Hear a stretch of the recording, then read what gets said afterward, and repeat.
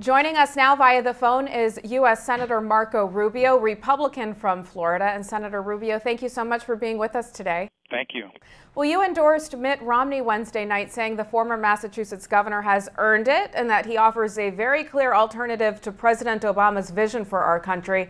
After a very bitter GOP primary, is now the time for Republicans to rally around Mitt? I believe it is. Obviously, I would never ask anyone to get out of a primary. I had a lot of people tell me to get out of mine, and we saw how that turned out. And I think Rick Santorum and Newt Gingrich and Ron Paul have a lot to be proud of in terms of the contributions they've made to this movement. And we've had a very spirited primary. I think what the turning point for me was when the candidates in the race, the two other candidates in the race, have both publicly said that they now admit that their only path to victory is a floor fight in Tampa in August. And I just think that with so much at stake in this election, we can't afford a floor fight in Tampa in August.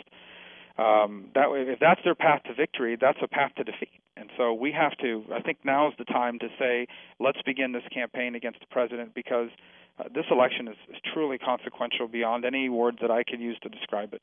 Now, you have said that the candidates shouldn't be asked to drop out of a race, but you also say that a protracted primary or even a brokered convention would be a recipe for delivering 4 more years of Barack Obama. Should the other candidates then, Newt Gingrich, Rick Santorum, and Ron Paul, at least consider stepping aside at this point?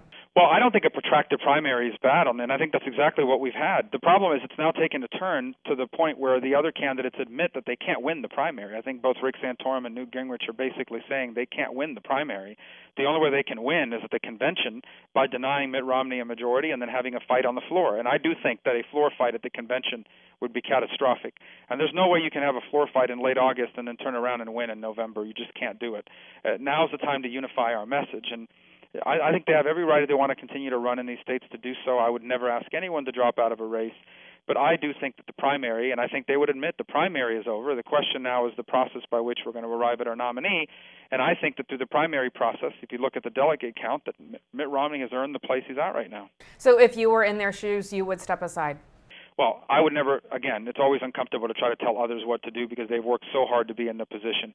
But if I were in their position, if I was in a position where I knew that the only way for me to win is a way that would ultimately contribute to my party's loss, I would consider strongly not continuing down that road. Can you elaborate for us just a little bit on why you're endorsing Mitt Romney? Well, in addition to the fact that I think any of our candidates would be better than Barack Obama, I think he's the one who's going to win the primary. He's going to be our nominee. And now is the time to start rallying behind our nominee and beginning the case against the president's last 4 years. This election has to be as much about the president's record as anything else. It's a record of failure. Under Barack Obama, every facet of American economic life has gotten worse. Gas prices are up. The deficit is up, unemployment is up, the economy is not growing fast enough.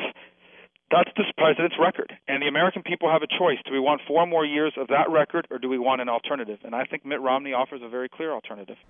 Governor Romney has struggled throughout the primary to win the support of conservatives. His conservative credentials have been in question largely because of Romneycare, and some have accused him of being flip-flopping on the issues. You believe that he'll govern as a conservative. Can you explain why conservatives should believe that? 3 things. First of all, I think he's going to be. First of all, I think it's ultimately where he is as a person and as a candidate. Second, we've had a very spirited primary, and one of the advantages of having a primary like the one we've had right now is that Governor Romney and all the candidates have had to take very specific positions on very specific issues for which they'll be held accountable throughout the campaign and as they govern as president.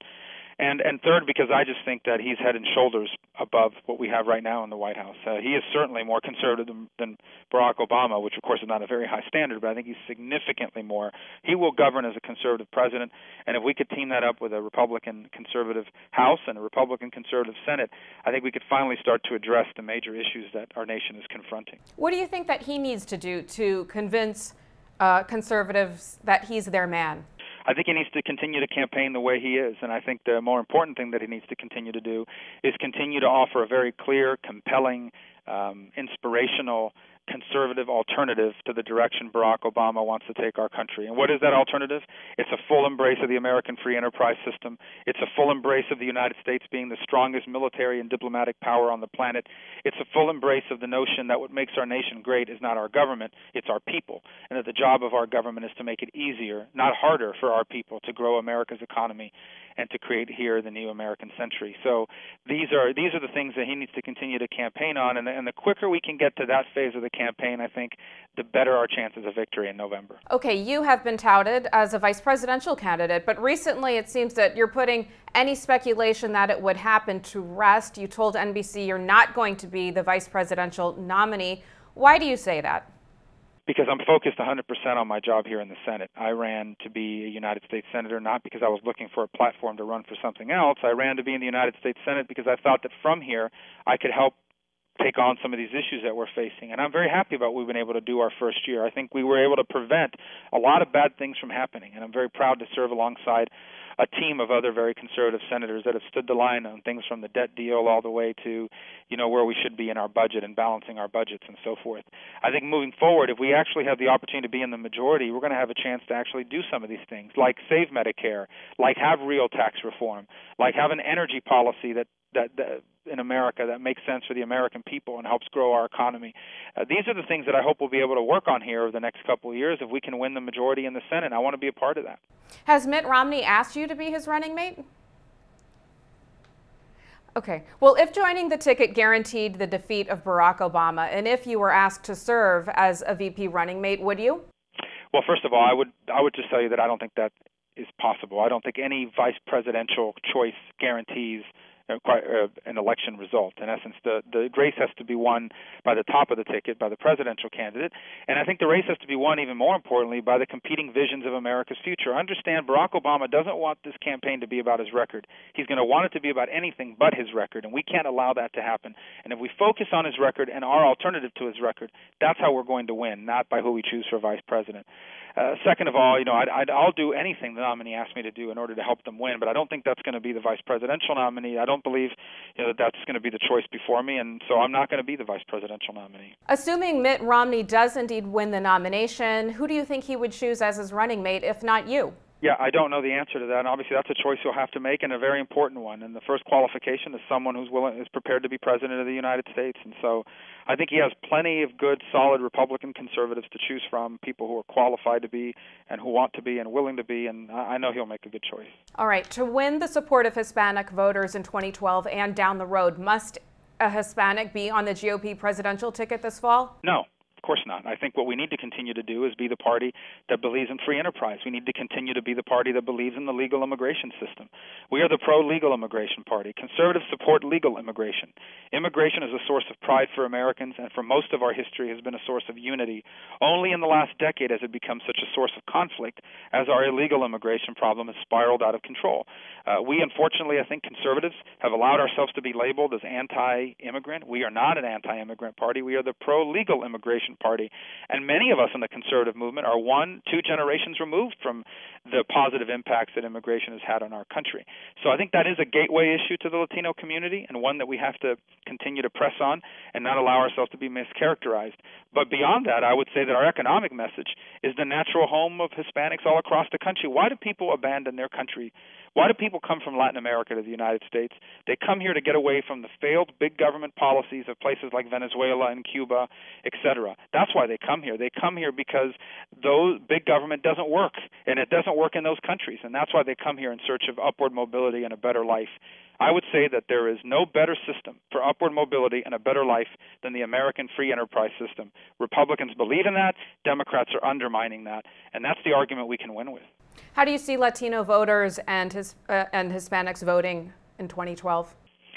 Well, I think it's a diverse voting bloc. It depends on where you live and what state you're in. I think there's a lot of issues at play. As I said before, we cannot allow the Democrats to continue to demagogue the immigration issues and portray Republicans as anti-Hispanic and anti-immigration. We are the pro-legal immigration party, but I think we need to continue to touch upon that. But I think we need to do a better job of outlining our economic vision for the future, how we believe in individual liberties. We believe in individual empowerment. We believe in an economic system where anyone from anywhere, if you work hard and play by the rules and have talent and good ideas, that you can accomplish anything, irrespective of where you started out in life. These are the things we believe in. We need to do a better job of communicating that. And if we do, I think we're going to do very well. Okay, let's turn to a big story this week, and that is the Supreme Court's hearing of oral arguments in the 26-state case challenging the constitutionality of Obamacare. The suit was brought forth by your home state of Florida. How do you think the Supreme Court will rule early this summer, and what impact will their ruling have on the 2012 election? Well, I believe Obamacare is unconstitutional, and I expect the Supreme Court to agree with us. Whether that's what they'll ultimately decide is very difficult to predict. As far as the electoral impact of it, I haven't made that calculation. I'm not sure what impact it will have. I do believe that apart from being unconstitutional, Obamacare is very bad public policy on multiple fronts. So we're already starting to see the outer edges of it. And as more and more Americans lose their existing health coverage, as more and more states are pushed to the brink of bankruptcy by being forced to expand their Medicaid rolls, as the true cost of Obamacare become more and more evident to the American people, I think the less popular that program will become. So I think some would argue that it's politically beneficial to let Obamacare stay in place. I would say it's bad for our country, and I hope the Supreme Court will find it unconstitutional and throw it out. But if that doesn't happen, then I hope we'll have a majority in the House and Senate that will repeal it and a president that will sign that repeal. Okay, let's turn to a story making headlines in your home state, the Trayvon Martin case. Racial tensions remain high. It was expected that with the election of Barack Obama, that race relations would actually improve. In your view, has the president helped or harmed race relations since taking office? Well, I don't know what impact he's had one way or the other on that. I mean, America has a complicated history when it comes to race, and I think that continues to this day. To ignore that, I think, would be not intelligent. I mean, certainly in the case of young African-American males, it's extremely complex. As a demographic group, there's real feelings there's real feelings of frustration among that, and I think that's something America needs to confront and address. On the specific case that you've talked to me about, as I said, I don't think we know all the facts yet, and I think we need to wait. The Justice Department, the FBI, the state attorney down there, the Attorney General of Florida, they're all involved in investigating this, and I'm confident they're going to find out the full facts, and then based on that, I think we should have a more a conversation about what that means. But until that happens, I would just caution everybody to wait until all the facts are in. I think it's really important not to rush to judgment in one direction or another when cases like this happen. Senator Rubio, last question for you. The president's trip to South Korea was to focus on foreign policy. Instead, his trip was defined by a slip in which he was overheard via a hot microphone telling Russian President Dmitry Medvedev that he'll have more flexibility after the elections and what appears to be some kind of deal with the Russians. What does that comment tell you about the president's transparency with the American public? Well, I think it's troubling. I'm always very cautious about criticizing a president who's overseas and about criticizing a president on foreign policy. I would always prefer to have bipartisan foreign policy, but I do think it's legitimate to have a debate about what our foreign policy should be. And I think when it comes to the case of Russia, I've long been concerned about the president's aims in terms of our nuclear capabilities, the modernization of our nuclear stockpiles, and missile defense in Europe, which is a critical part of our defense platform. So we should give the benefit of the doubt to the president, but I think it's troubling that he's talking about flexibility after the election. And I think that's something that we should keep in mind as we debate this issue of our national defense. Senator Marco Rubio, thanks so much for joining us. Thank you.